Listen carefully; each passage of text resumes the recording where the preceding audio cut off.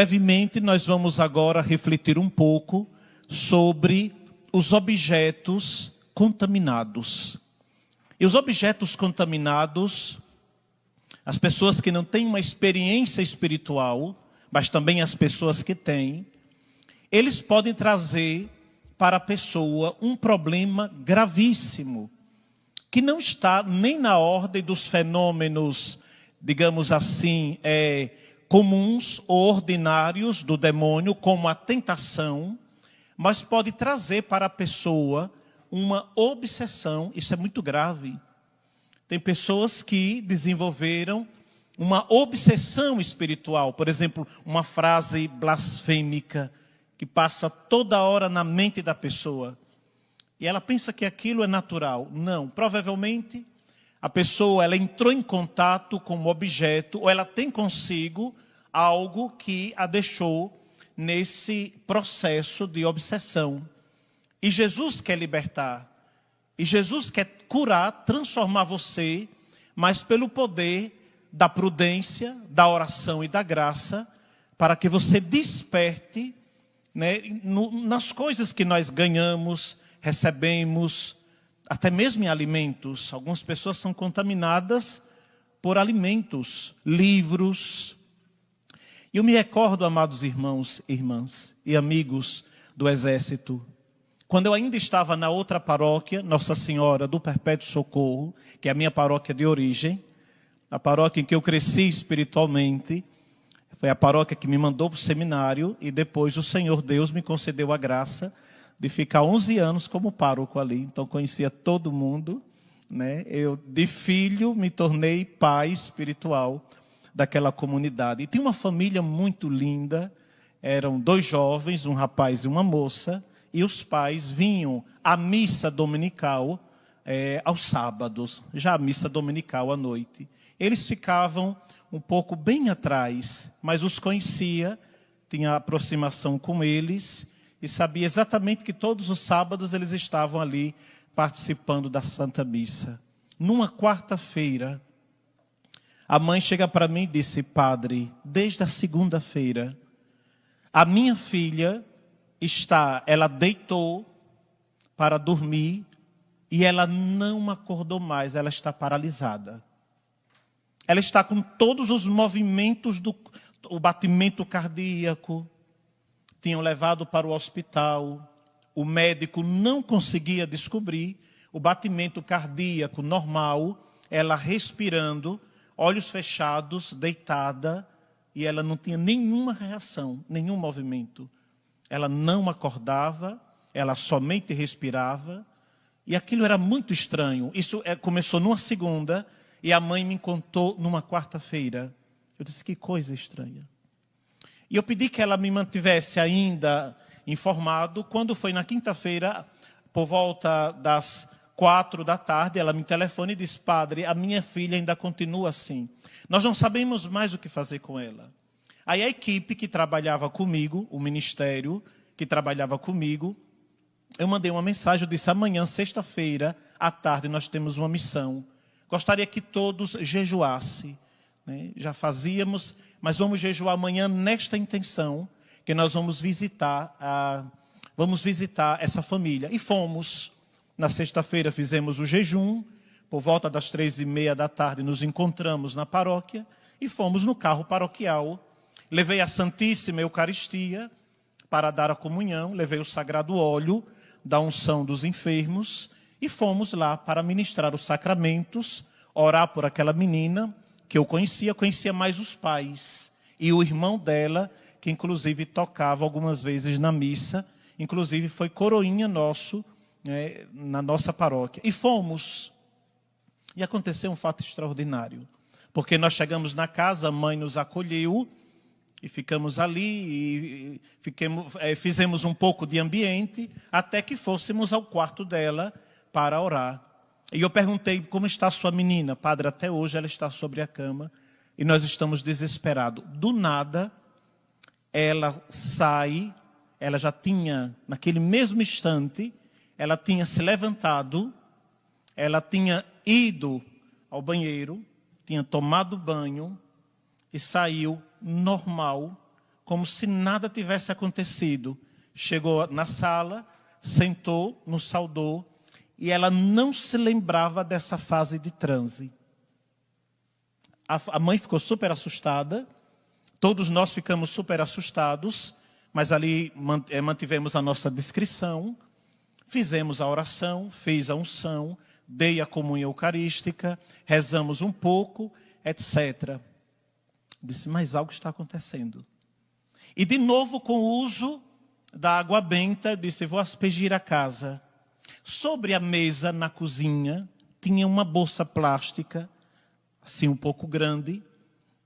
Quando eu joguei água benta, por inspiração divina, o Senhor disse, está dentro desta bolsa. Aí eu pedi à mãe que abrisse aquela bolsa. Quando ela abriu a bolsa, livros de bruxaria. Romances. Eu perguntei de quem eram. Não, eram os livros, esses livros são da minha filha, a mãe não tinha conhecimento do assunto, não tinha conhecimento, e eu perguntei a ela já estava em si, lúcida, perguntei esses livros. Meu namorado me deu esses livros. E eu estava lendo, esses livros, enfim. Os livros continham bruxaria de transformação da pessoa em entrar em seita satânica. E uma das fases da bruxaria era esse transe. Então, isso é muito grave. Por que grave? Porque os nossos jovens, uns são ingênuos, outros são tolos, outros fazem de espertos, mas alguns materiais, inclusive alguns livros, trazem não só a contaminação, não só a obsessão, mas até mesmo pode levar a uma possessão demoníaca. Então, a periculosidade que existe em livros, em objetos, que pode cultuar ao demônio e aos seus anjos. Então, aqui a atenção que nós devemos fazer. Os objetos que a gente tem, a literatura, alguém poderia dizer, padre, eu posso ler qualquer livro de matéria, digamos assim, no horizonte do espiritismo, disso, daquilo outro. Não, não pode. E digo com muita sinceridade e com muita simplicidade. Que tipo de curiosidade nós temos sobre qualquer espiritualidade que a Sagrada Escritura não nos satisfaça? Ah, mas eu quero uma espiritualidade assim, extremamente curiosa. É só ler Padre Pio. Porque ninguém superou. Né? Extremamente, quem gosta de curiosidade e coisa, basta ler Padre Pio, basta ler Santa Míria de Jesus crucificado, que vai dizer, aquilo é ficção científica. Não é verdade? A Madre Teresa de Ávila, o seu êxtase, a sua transverberação, sua levitação, e que se nós parássemos para citar os santos, que viveram uma vida toda envolvida no mistério real, passaríamos noites e noites aqui. A própria aparição de São Miguel Arcanjo, príncipe da milícia celeste. Percebem? O demônio é tão astuto que ele coloca na pessoa uma curiosidade falsa, cujo conteúdo não tem nada que preencha a vida, mas pode provocar contaminações, pode provocar obsessão, pode provocar vexação, pode provocar possessão demoníaca. Obviamente, a periculosidade está aqui. Estamos pedindo ao Senhor a graça de sermos curados e prudentes com as leituras, objetos, alimentos, etc. Era um período de quaresma. Eu tinha 2 coroinhas. A mãe e o pai frequentavam um pouco a igreja. Eles eram de um outro estado e foram morar em Aracaju, lá na nossa paróquia. E no período de quaresma, as filas são sempre maiores. Numa quarta-feira, depois da Santa Missa, me coloquei para ouvir as confissões. Eu confessava na sacristia.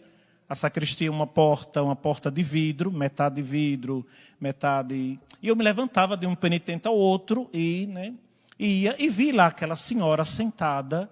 Né? Aliás, não vi a senhora sentada, simplesmente abri. Ela não estava ainda na fila. De repente, quando eu fui pegar outro penitente, a vi, ela olhou para mim, na hora que ela me viu, ela tinha um cabelo grande, e aqui parece uma cena de filme, ela simplesmente se inclinou e o cabelo negro dela, longo, desceu sobre a cabeça, isolando toda a visibilidade na fila. E eu olhei, ela me viu, ela entrou nesse processo de transe. Obviamente, a última pessoa que tinha saído e as outras pessoas eu tive que suspender toda a confissão. Procurei um paroquiano ou outro para me ajudar. Eu disse, é hoje que eu estou ferrado. Aí eu olhei, né? Você sabe que as mulheres são muito mais corajosas do que nós homens para o ministério, porque quando chegava alguém manifestado na paróquia, os paroquianos corriam, né? Aí eu gritava o nome, fulano, volte e venha me ajudar, tal. E de fato, um senhor estava comigo, hoje ele é diácono permanente, e ele estava passando, se o senhor pode me ajudar, dispensei as pessoas, e aquela senhora ficou ali em transe, naquela posição. Eu fui até ela e disse, é a sua vez, a senhora pode entrar. Ela levantou a cabeça e disse, ali eu não entro. Eu disse, mas a senhora vai entrar. Então, ela foi caminhando comigo, estava, digamos, com tonturas. Quando chegou na porta da sacristia, ela colocou, como um gato para colocar, sustentou. Aí eu dei uma voz de comando, em nome do Senhor ordenei. Ela conseguiu entrar, correu para o canto da sacristia e ficou numa posição de um animal feroz. Eu não sabia distinguir o que era aquilo. Algumas pessoas entraram para me ajudar, fechei a sacristia, e na hora que joguei água benta, uma criatura maligna se manifesta nessa pessoa, dizendo que iria matá-la, que iria destruí-la, etc. Como estava já falando, a criatura maligna, perguntei rapidamente como ele entrou nela. E ele disse, eu vim num urso de pelúcia, num presente que ela ganhou do estado tal, do endereço tal. A pessoa se chama fulana, que fez isso para destruir o casamento dela, mas fazendo com que ela matasse o esposo. Porque o pior ainda está por vir. Fiz as orações, ela foi liberta ali. Então, um objeto consagrado e totalmente contaminado, enviado. É tanto que, quando ela voltou em si, terminamos as orações, ela ficou bem e fiz algumas perguntas. A senhora recebeu alguma caixa com algum urso de pelúcia? Ela disse, como o senhor sabe? Porque ela estava num processo de transe, a possessão. O endereço foi este, ela confirmou o endereço, confirmou pessoa. Ela disse, pois bem, entrou um espírito maligno na senhora, por contaminação deste urso, que a senhora vai destruir quando chegar em casa, e aqui está o problema. Aí o esposo foi na igreja buscá-la, quando ele percebeu que já não estava mais ninguém na igreja, foi na sacristia, ele entrou, e viu, estranhou um pouco ali a cena, ela sentada, um pouco cansada. E ele disse para mim, disse, padre, eu queria já há muito tempo vir conversar com o senhor, porque todas as noites eu acordo com minha esposa, ou me estrangulando. E da última vez eu consegui tirar dela a faca, que ela foi na cozinha e conseguiu pegar e voou em cima, e veio em cima, sobre mim, na cama.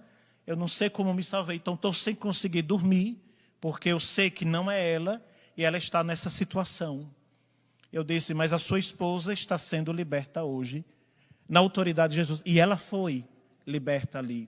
Objetos contaminados e enfeitiçados através de malefícios. Essas coisas, elas não são ficção científica. Elas existem. E elas atrapalham a vida da pessoa. E um atrapalhar não simplesmente, um atrapalhar de situações, mas um atrapalhar de morte. Por isso você, guerreiro, você precisa ter a santa prudência. Prudência mesmo, esta é a palavra. Esta é a palavra. Pessoas que vão receber orações, e na hora que a gente coloca a mão na cabeça, ela do nada vem a ânsia de vômito. A pessoa foi contaminada por alimentos, isso é frequente. Por alimentos, malefícios por alimentos, etc. Objetos. Tem pessoas que transferem, sem passar por um processo de magia, transferem um sentimento negativo sobre um objeto. Entrega, pode ser um anel, pode ser qualquer outra coisa. Então, o que nós devemos fazer? Porque essa é a pergunta. Não basta saber que existe contaminação por objetos. A primeira coisa, uma vida simples e profunda de oração. Sempre. Iremos repetir isso aqui a vida inteira. A oração não é uma questão de pessoas bitoladas. A oração é para pessoas sábias. Porque o Senhor Jesus e a igreja não nos quer só inteligentes. O Senhor nos quer sábios. O mundo pensa que a inteligência é tudo. Mesmo dentro da igreja. Quem é mais inteligente, quem mais manda. Não. O Senhor nos quer sábios. Então, a oração vai dar a você sabedoria e discernimento de como você conviver e tratar com tais situações. A primeira coisa é a oração. A segunda coisa, uma vida autêntica sacramental. Eu costumo dizer às vezes, a igreja, o mistério de Cristo, o exército de São Miguel, não existem para resolver, entre aspas, os nossos problemas, mas para nos libertar do poder do inimigo, para nos conduzir para o céu. Obviamente aqui já é um grande problema, né? Mas para dar o sentido da vida, para que as pessoas se convertam, encontrem o Senhor, e encontrando o Senhor, encontrem a vida eterna. E isso passa diretamente pela vida sacramental. Então, a pessoa que tem confissão frequente, que frequenta a Santa Missa, é uma pessoa que pertence ao Senhor e é uma pessoa que o demônio não toca. O demônio enfraquece, o demônio lança tentações, mas não consegue destruir você. Nunca. Então, uma vida sacramental. Uma outra coisa importante, uma vida de alegria. É preciso manifestar uma alegria interior. Porque as pessoas que são cheias do Espírito Santo, elas não têm uma alegria vazia. E a alegria vai contagiando o ambiente de trabalho, vai contagiando a família, vai contagiando o seu grupo de oração, o seu movimento, sua pastoral, independente. A alegria que vem do Espírito Santo tem o poder de te libertar e libertar as pessoas que estão ao seu redor. Então, as pessoas muito acabrunhadas, muito fechadas, sisudas, etc., elas também podem ser armas do maligno. O maligno não suporta pessoas felizes, pessoas realizadas. Uma quarta coisa que nós podemos indicar é cultivar a paz. Meu Deus, quantas murmurações as pessoas vivem. Reclamam de tudo, inclusive de Deus. Inclusive porque Deus não me atende. Já tem mais de ano que eu estou no exército de São Miguel e as pessoas e o Senhor não me atendeu ainda. Vou mudar, vou atrás de um outro exército. Então, é porque a pessoa ela não tem a paz do Senhor. Porque tudo o que nós precisamos, nós já temos em Cristo. Então, meus amados irmãos, nós vamos pedir a Deus a graça também de vivermos em comunhão com Ele e sermos prudentes. Passaria a noite inteira citando situações que produzem obsessão, objetos contaminados, até objetos sagrados. Então, quando você comprar uma cruz, uma imagem da Santa Virgem, levar para o sacerdote. Não ter objeto em casa, mesmo os objetos sagrados, sem a bênção do sacerdote. Abençoar. Né? Nós estamos fazendo durante todo esse tempo de batalha e de guerra espiritual, aspergir a casa com água benta, especialmente aos domingos, que é o dia da Páscoa semanal. Aspergir a casa com água benta. Às vezes eu chego em casas cristãs e já vou procurando, não simplesmente por exigir, mas procurando um sinal sagrado. Tem pessoas que não têm, né? Não, padre, é meio, digamos, é meio brega, meio cafona, tem uma cruz, tem uma imagem da Santa Virgem, né? Porque eu sou, né, fiz assim um projeto de design interno de casa e não combinou, mas eu sou uma pessoa de fé. Não, mas o demônio foge à Santa Cruz, né? Foge à Santa Cruz. As pessoas que eu acompanho, todas elas eu confesso, e o processo final de libertação, eu treino a pessoa para ela enfrentar o demônio. Não basta ser liberto. O Senhor não quer só que recebamos a libertação da possessão demoníaca, de uma manifestação, de uma doença espiritual. O Senhor quer nos treinar para poder enfrentá-lo, porque a nossa vida inteira seremos atacados por ele. Qual novidade? Quando as pessoas chegam para mim e dizem, padre, eu tive um sonho que o demônio estava me atacando. Eu disse, certo, passa para o outro. Qual é? Não tem novidade alguma. A pessoa está na missa, a pessoa lê a palavra e do nada descobriu que o demônio é seu inimigo. Eu disse, sim.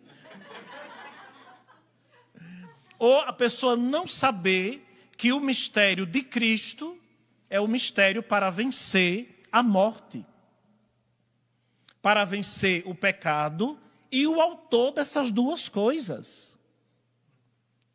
Gosto muito daquela oração da missa da quarta de cinzas. Ó Deus, que nos destes, concedei-nos a graça de iniciarmos esse tempo de quaresma para enfrentarmos o espírito do maligno. A quaresma litúrgica e a quaresma de São Miguel é para enfrentar o espírito do maligno. E aqui nós temos, já para concluir, 3 grupos de pessoas que os 3 são problemáticos para qualquer padre, para qualquer ministério de cura e libertação, para qualquer exorcista. O primeiro grupo são aquelas pessoas que já se autodiagnosticaram possuídas pelo demônio. Chove de gente assim. Padre, eu vim aqui receber um exorcismo. Eu disse, vamos lá. Né? Aí eu já pergunto logo, já a pessoa já disse que quer um exorcismo, eu pergunto logo, qual o nome do demônio que te possuiu? Aí a pessoa diz, cruz credo, padre, um demônio? Eu disse, mas o exorcismo é para libertar da possessão demoníaca. Né? Então, essas pessoas, elas precisam amadurecer espiritualmente. Porque podem também dar brechas pela ingenuidade. O Senhor não nos quer ingênuos na igreja. O Senhor nos quer formados, treinados, discernidos, batalhando, etc. O terceiro grupo são as pessoas, e aqui também são muitas pessoas, que elas criam consciente ou inconscientemente situações de doenças espirituais. Só que elas nunca conseguem imitar bem uma possessão. Nunca. Nunca, nunca. Você já percebe. Primeiro, não tem a presença, porque a ação maligna age com energia de esfriamento de ambiente, de aumento de temperatura, de sugar a energia de quem está em torno e tantos outros fenômenos que possam existir. Eu lembro, na primeira paróquia onde eu estava, nós exorcizávamos num ambiente, na sacristia, como eu já citei, o ar-condicionado muito potente, nós, sem grandes movimentos físicos, o suor pingava na equipe inteira, porque era um calor que vinha. Então, há um grupo de pessoas que, ou por carência afetiva, e essas pessoas precisam ser cuidadas e curadas, não pelo exorcismo, mas pela cura interior. Tratar os traumas, as feridas, as angústias. Né? E o terceiro grupo, e esse é bem raro, são as pessoas que realmente estão passando por problemas de fenômenos extraordinários na ordem espiritual. Incrível. toda pessoa possuída pelo demônio, e é algo raro, ela nunca vai assumir. O demônio vai dissimular a pessoa. Nunca vai assumir. Então, em outras palavras, peçamos ao Senhor, pela força do Espírito Santo, sempre discernimento, prudência, porque Deus quer substituir o medo pela coragem, o medo pela prudência. Medo nunca, prudência sempre, e aí nós venceremos sempre com Cristo e com São Miguel à nossa frente, que amanhã é o aniversário dele, é a festa dele. Amém.